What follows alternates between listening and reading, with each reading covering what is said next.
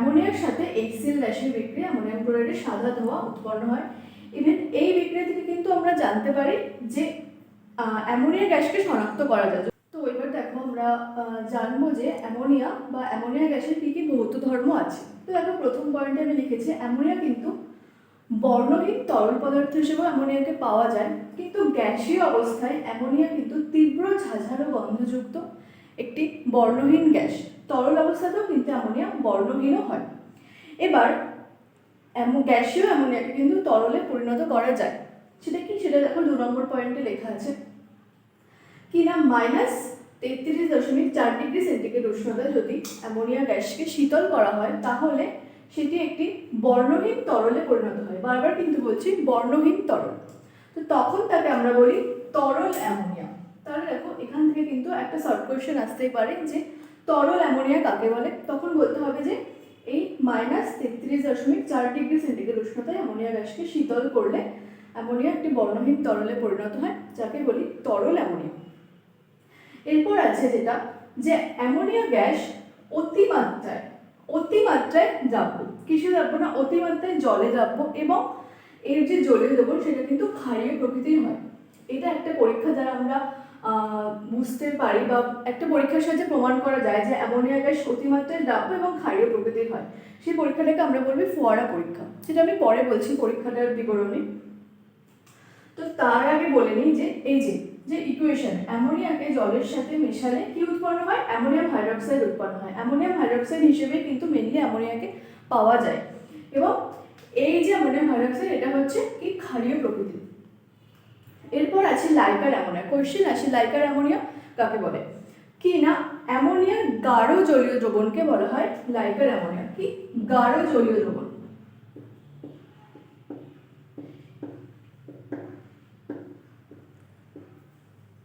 এই liker ammonia কিন্তু অ্যামোনিয়ার বোতলে প্রায় 35% অ্যামোনিয়া কিন্তু উচ্চ চাপে অ্যামোনিয়ার বোতলে রাখা হয়, যাকে আমরা বলি লাইকার অ্যামোনিয়া। তাহলে লাইকার অ্যামোনিয়া কাকে বলে না, অ্যামোনিয়ার গাঢ় জলীয় দ্রবণকে বলা হয় লাইকার অ্যামোনিয়া।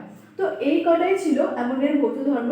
এই প্রত্যেকটা পয়েন্ট কিন্তু খুব ইম্পর্টেন্ট, এগুলো ভালো করে পড়বে। দেখবে তোমাদের ডেসক্রিপশন বক্সে নোটস দেওয়া আছে, এই নোটসটাও দেওয়া আছে, এটা কিন্তু খুব ভালো করে পড়বে। আর যেটা আমি বললাম একটু আগে যে আমরা কিভাবে প্রমাণ করব যে অ্যামোনিয়ার দ্রাব্যতা আর অ্যামোনিয়া যে ক্ষারীয় প্রকৃতি, তার একটা পরীক্ষা আছে, যেটাকে আমরা বলি ফোয়ারা পরীক্ষা। তো এই পরীক্ষার জন্য সাধারণত কি ব্যবহার করা হয় না, একটা রাউন্ড বটম ফ্লাস্ক নেওয়া হয়, যেটা আমি আগের বারই তোমাদেরকে আমি এঁকে দেখিয়েছিলাম আগের ক্লাসে। তো দেখো, আর তার সাথে নেওয়া হয় একটা বিকার। তো দেখো আমি একটা যদি এখানে বিকার রাখি,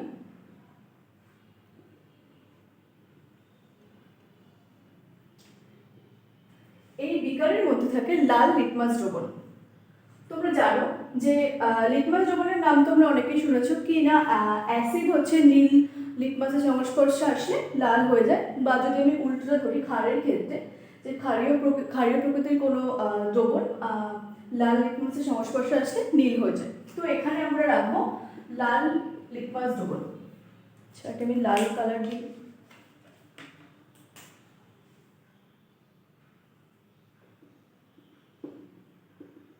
এখানে আছে লিটমাস দ্রবণ, আর এর সাহায্যে একটা পাইপলাইন দিয়ে এখানে একটা রাউন্ড বটম ফ্লাস্ক যোগ করা রয়েছে, ঠিক আছে। আর এখানে রয়েছে একটা স্টপ কাপ। তো দেখো এই ফ্লাস্কের মধ্যে আছে অ্যামোনিয়া গ্যাস নেওয়া আছে, এটা কিন্তু শুষ্ক অ্যামোনিয়া গ্যাস, ঠিক আছে। আচ্ছা আমি লিখে রাখি শুষ্ক। এবার আমরা কি করব, এই রাউন্ড বটম ফ্লাস্কের উপর দিয়ে মানে বাইরে দিয়ে যদি আমি বরফ ঠান্ডা জল দিই, মানে আমি ওয়াটার ফ্লো করছি, ঠান্ডা বরফের মতো জল কিন্তু ফ্লো করছে, ঠিক আছে। ঠিক তখন কি হয়, এর ভিতরে যে গ্যাসীয় পদার্থটা রয়েছে, মানে যে গ্যাসীয় অ্যামোনিয়া রয়েছে, তার সেই অ্যামোনিয়া গ্যাস সংকুচিত হয়ে যায়, এবং কি হয়, গ্যাসের প্রেশার কমে আসতে থাকে, মানে গ্যাসের চাপ কমতে থাকে। ঠিক এই অবস্থায় যদি আমরা এখানে যে এই স্টপ কাপটা যদি খুলে দিই, তাহলে কি হবে, এখান থেকে এই লাল লিটমাস দ্রবণ এই যে এই পাইপ বরাবর উপর দিকে উঠতে থাকে, ঠিক আছে। মানে রাউন্ড বটম ফ্লাস্ক, বা যাকে আমরা বাংলায় বলি গোলতল ফ্লাস্ক, এই ফ্লাস্কের ওপর দিকে এখান থেকে লাল লিটমাস কিন্তু উঠতে থাকে। মানে মোটামুটি ধরো এতটা পর্যন্ত লিটমাস দ্রবণ পৌঁছচ্ছে, আর ওপর দিকটা কি, ওপর দিকটা ফাঁকা, মানে কি ওপর দিকটা শূন্যতার সৃষ্টি হচ্ছে। এবার ঠিক সেই সময় কি হয়, হঠাৎ করে লিটমাস দ্রবণ ফোয়ারার আকারে এই শূন্য জায়গাতে এরকম ভাবে উঠতে থাকে। এটা কিন্তু বায়ুমণ্ডলীয় চাপের প্রভাবে হয়, মানে বায়ুমণ্ডলীয় চাপের প্রভাবে লাল লিটমাস দ্রবণ ফোয়ারার আকারে রাউন্ড বটম ফ্লাস্কের শূন্য জায়গাতে উপরের দিকে উঠতে থাকে। তাহলে এটা থেকে আমরা কি বলতে পারি না, দেখো তাহলে এর ভিতরে কি ছিল, অ্যামোনিয়া গ্যাস ছিল, লিটমাস দ্রবণ উপর দিকে উঠছে। লিটমাস দ্রবণ কি, লিটমাসের জলীয় দ্রবণ, এবং অ্যামোনিয়া গ্যাস এই দ্রবণে কিন্তু দ্রবীভূত হচ্ছে। আমরা যেটা দেখতে পারবো, ঠিক আছে, যদি আমরা এই পরীক্ষাটা কখনো ল্যাবে করতে পারি তাহলে আমরা এটা দেখতে পারবো যে অ্যামোনিয়া গ্যাসের সাথে কিন্তু অ্যামোনিয়া গ্যাস কি হচ্ছে, লিটমাস দ্রবণের সাথে দ্রবীভূত হচ্ছে। আর তোমরা কি জানো, আমি বললাম প্রথমেই যে লাল লিটমাস দ্রবণ ক্ষারীয় দ্রবণের সংস্পর্শে আসলে নীলবর্ণ হয়ে যায়। তো আমরা এটাও দেখতে পারবো যে এই লাল লিটমাস যত উপরে যাওয়ার সময়, মানে লাল লিটমাস দ্রবণ রাউন্ড বটম ফ্লাস্কে প্রবেশ করা মাত্রই কিন্তু নীলবর্ণের হয়ে যায়। ঠিক আছে, তাহলে কি, যেহেতু এটা নীলবর্ণ হয়ে যাচ্ছে তাহলে এখান থেকে আমরা কি বলতে পারি যে অ্যামোনিয়ার জলীয় দ্রবণ ক্ষারীয় প্রকৃতির হয়, তাই তো।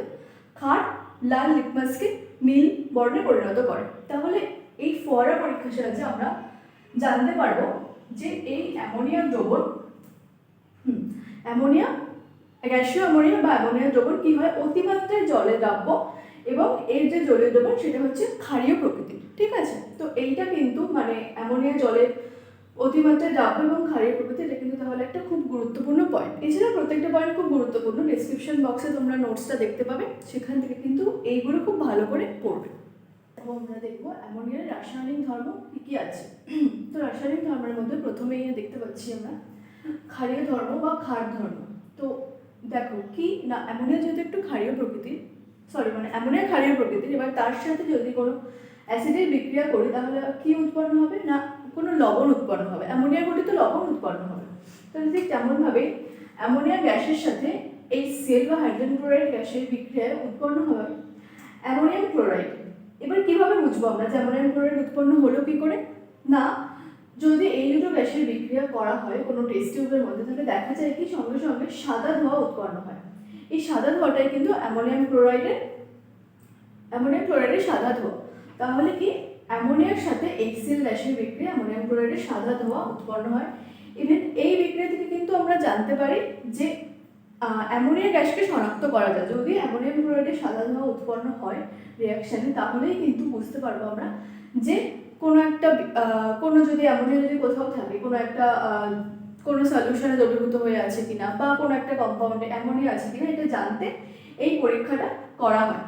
ঠিক তেমনভাবে যদি আরও তো জানি আমরা HCl ছাড়াও আরও অ্যাসিড আছে H2SO4, HNO3, তাহলে অ্যামোনিয়ার সাথে যদি আমরা সালফিউরিক অ্যাসিডের বিক্রিয়া করি তাহলে উৎপন্ন হয় অ্যামোনিয়াম সালফেট NH3